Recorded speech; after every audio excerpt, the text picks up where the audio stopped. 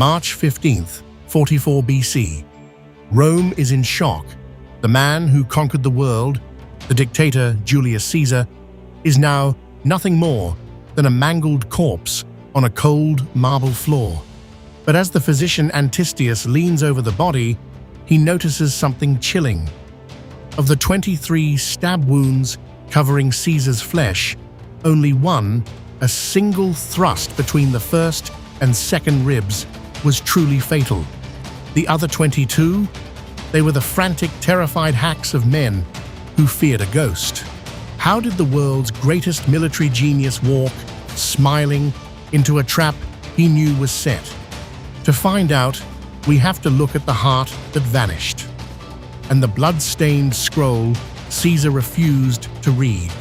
To understand why Caesar had to die, you have to understand the pure disgust he triggered in the Roman elite. Caesar didn't just want to rule, he wanted to be eternal. He sat on a solid gold throne, while other senators sat on wood. He wore the purple robes of the ancient, hated kings of Rome, and he even renamed the month of his birth to Julius. In his mind, he was a savior. In the Senate's mind, he was a cancer. He had famously pardoned his enemies after the Civil War, but he made a fatal psychological error. He thought mercy bought loyalty.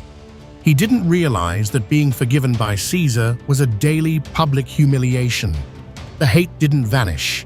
It just moved into the shadows, waiting for the perfect moment to strike. But the universe itself tried to scream a warning. A month before the murder, during a public ritual, a sacrificial bull was cut open to reveal a biological impossibility. It had no heart, a literal hollow chest where life should have been.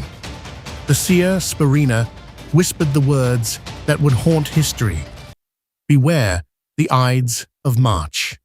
Then, on the night of the 14th, the doors to Caesar's bedchamber burst open on their own with a thunderous crack. His wife, Calpurnia, woke up drenched in sweat, screaming.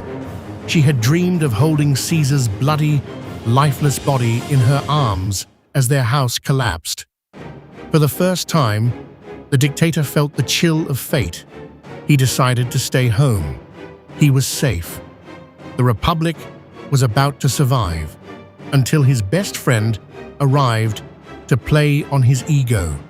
The conspirators knew they couldn't kill him in the streets. They chose the Curia of Pompey, a secluded, windowless box with only one exit. Decimus Brutus, a man Caesar loved like a son, was the one who lured him out. He mocked Caesar's superstition, asking if the great dictator was really afraid of a woman's dream.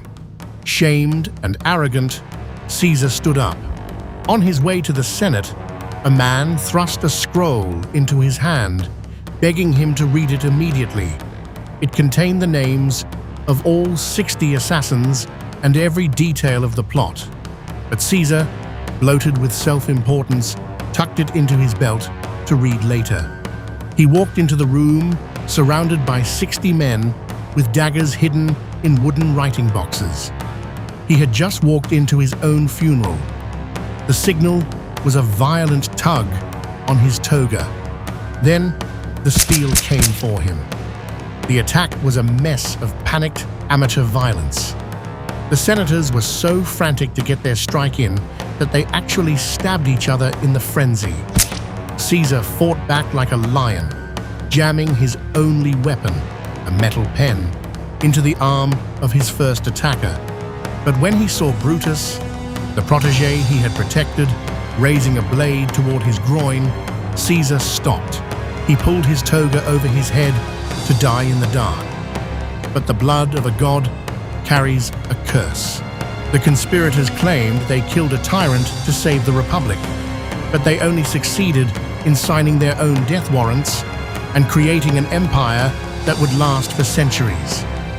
Within 3 years, every single man who raised a hand against him was dead. Some were lynched by enraged mobs. Others were hunted down in the civil wars that followed. But the most poetic justice?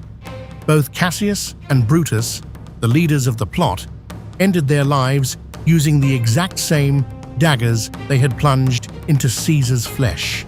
In a final silent irony, Caesar collapsed at the base of the statue of Pompey, his greatest rival.